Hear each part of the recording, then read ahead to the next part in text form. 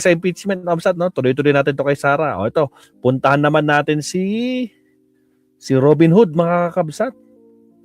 Oh, wala nang intro-intro. Let's do this. Oh, putalastas mo na. Tinatanong nung ex-convict na senador ng Pinas kung Tinatanong ng ex-convict ng senador ng Pilipinas daw. Sino bang ex-convict na senador? nag-aral daw ba tayo ng batas? Oh. Di ba sabi ni Osang na maliit daw titinon? Pati pala utak din. Ha? Tayang idol ko pa naman yun. Ang galing niya doon sa Made in Malacanang, mukha siyang tanga. Ay, putragis, grabe. AI na to. Oh my God. O siya, punta na natin si Binoy, mga kabsat. Ito to. Meron siyang interview 20 hours ago na pinost ng Bombo Radio Baguio. O, ito. Punta natin. Yung tungkol po, napanood ko rin po yung sinabi nyo regarding dun sa probable na impeachment ni VP Sara na Putragis, tingnan nyo naman yung kung paano gumalaw si Robin, no? Parang nakainom, oh. boboto kayo kagad ng di ba? Hindi ba masasabi to na pinangungunahan nyo na kagad na hindi nyo pa nakikita yung mga ebidensya na ibibigay ng prosecutor, meron na kayong sagot? Alam nyo, meron ho kasi tayong dapat sinusunod na... Alam nyo, meron dapat tayong sinusunod na daw, mga kabsat. Yun daw. Putragis ka. Umayos ka, Robin Hood. Isa pa, take 2. Nyo na kagad na hindi nyo pa nakikita yung mga ebidensya na ibibigay ng prosecutor, meron na kayong... Sabi dito, guys, ipinaliwanag ni Senator Robin Padilla ang dahilan kung bakit agad no ang kanyang boto sa impeachment complaint laban kay Sara Duterte. Bakit daw no? Sige, pakinggan natin. Sagot? Alam nyo, meron ho kasi tayong dapat sinusunod na alibugin. Alam nyo, yan ang impeachment. Totoo po yan, nakapangyarihan po yan ng legislation. Lalo ng totoo yan, kapangyarihan niya ng legislation at sole mismo para sa legislative. Yan ay nasa konstitusyon. Pero, yan yung pero niya. sabi nga nila, ito'y dapat maliwanag po, ang pwede lamang, ito lang, ang pwede lamang mag-interpret, nasa konstitusyon po ito, ng batas at ng saligang batas, ay ang Supreme Court. Okay. Daan po natin yan, mga kababayan. Okay. Hindi po ibig sabihin na kami po ay nagpapasaklaw sa Supreme Court. Di ba yun naman yung ginawa nyo nung last year? Di ba? Yun yung ginawa ni Chis Escudero. Hinintay nyo ang desisyon ng Supreme kasi hindi kayo makadecide. Si Chis Escudero hindi makadecide ng agad-agad. Hinintay nyo ang desisyon ng Supreme Court na sila ang mag-decide. Diba? Tapos, sige tuloy natin. Tingnan natin kung may laman talaga tong utak ni Robin Hood. Sige tuloy. Kundi yan po ang sinasabi ng konstitusyon. Ano po ba ang sinabi ng Supreme Court? Malinaw naman po. Walang due process ang nangyari doon sa unang impeachment. Wala daw due process. Wala daw due process ang nangyari, sabi na sa Supreme Court. Diyos ko Lord, Rudy. Patawarin tayo. Sa mga bumoto dito. Ang tatangan nyo. Putragis kayo, itong senador nyo. Buti na lang, di ko binoto to sa totoo lang. At yaan po, kung mapapanood po ninyo ko at kung binibigyan niyo po sana ng pagkakataon, yung aking mga speech, kung mapanood po niyo sa Senate, yaan po ang aking speech ng talumpati. Hindi. Ang galing yung magsabi ng due process ngayon, no? Samantalang lahat ng due process binigay sa inyo. Hindi pwede itong matuloy dahil walang due process na nangyari. At yaan po ang sinabi ng Supreme Court. Walang due process. Ngayon po ang Supreme Court nagbigay ng guidelines. Okay, guidelines. Kung paano mag-file ng impeachment. Okay. Yan pong mga guidelines na yan, marami opinion. May opinion ng congressman. Magbibigay ng guideline yung Supreme Court. Samantalang yung Supreme Court justices pwede ring ma-impeach. Sila ay nagbibigay ng guidelines kung paano sila ma-impeach. Ang galing. Kaya nga sinabi ni Justice Carpio, dapat hindi nakikialam ang Supreme Court. Kasi ang impeachment ay sole responsibility ng legislative. 'Di ba?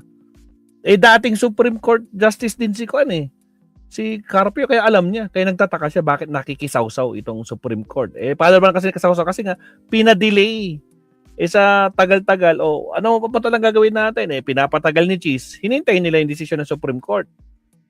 Pero sinasabi ni Robin, ito daw yung proseso. Oh, okay. Ipagbigyan natin. O, sige, tuloy. May opinion ng mga senador, na ganito ang sinasabi nila, mali. May mga dati ding mga justice na nagsasabi, mali ang sinabi ng Supreme Court.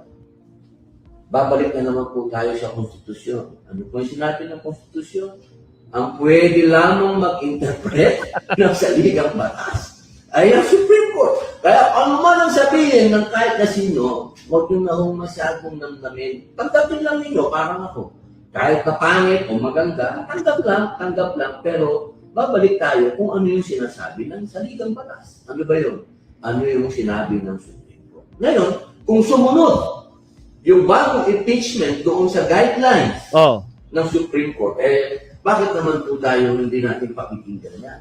Woohoo! Ngayon po, siyempre, bilang nanggaling po tayo sa unang impeachment na sinabi ng Supreme Court na unconstitutional, doon lang po ako nanggagaling. Hindi ko pa naman po nakikita itong panibagong Pinay nila.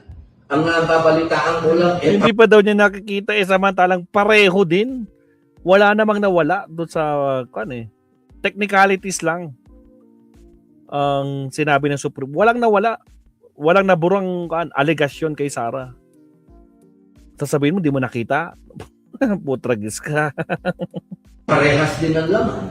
Yun din laman din ang pinag-uusapan tungkol sa confidential fund ng ating pangalawang Pangulo. COA na po ang nagsabi.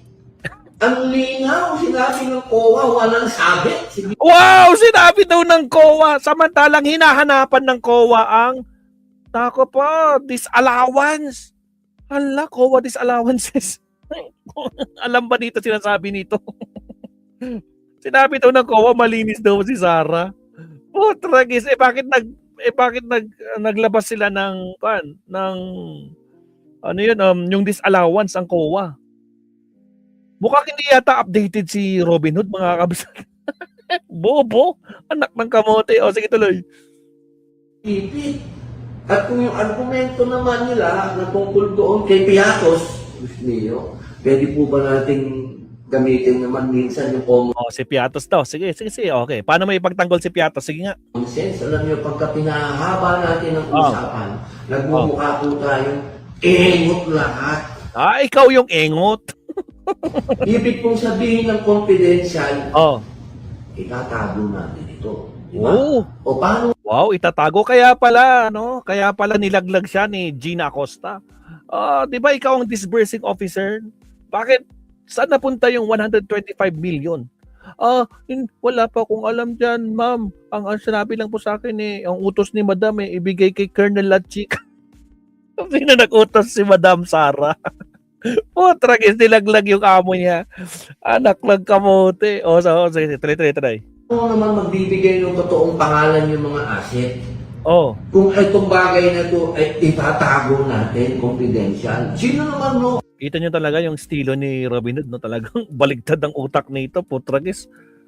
Anak ng... Sinong bumoto dito mga na nabudol? Press 1 nga sa mga bumoto dito na nabudol. Press 2 sa mga hindi bumoto kay Robin Hood. Kamote rin eh. Ang asset na magbibigay ng pangalan niya sa bagay na dapat ay tinatago natin. Di ba ho? Yan, itinatago pala. Itinatago. Kasi confidential, kailangan itago. Tanga. Pwede yun, di ba? Pero pagdating sa auditing, lalabas kung sino talaga yun. Pero problema ni isa doon, wala siyang ma-explain. Tandaan mo, libo-libo.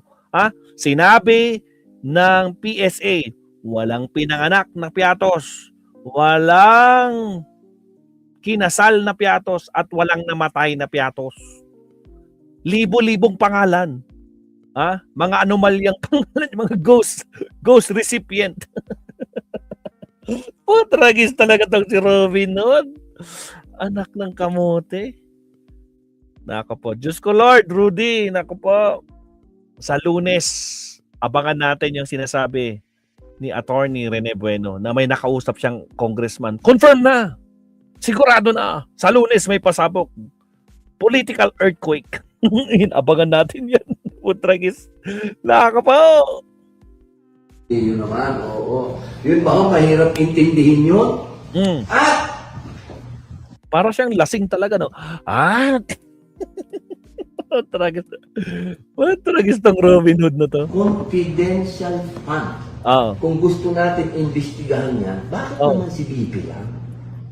Kung talagang may issue dyan, Ito. Umiral na naman katangahan niya. Bakit daw si Vice President daw ang sinisilip ng confidential fund? Nga, bakit? Meron bang notice of disallowance ang presidente?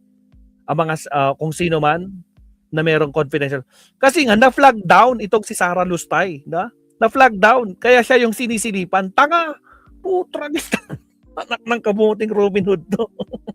Bakit daw si Sara lang daw ang sinisilipan ng confidential fund? Ulitin natin, sinabi niya. Katangahan talaga nito. tago natin, di ba ho?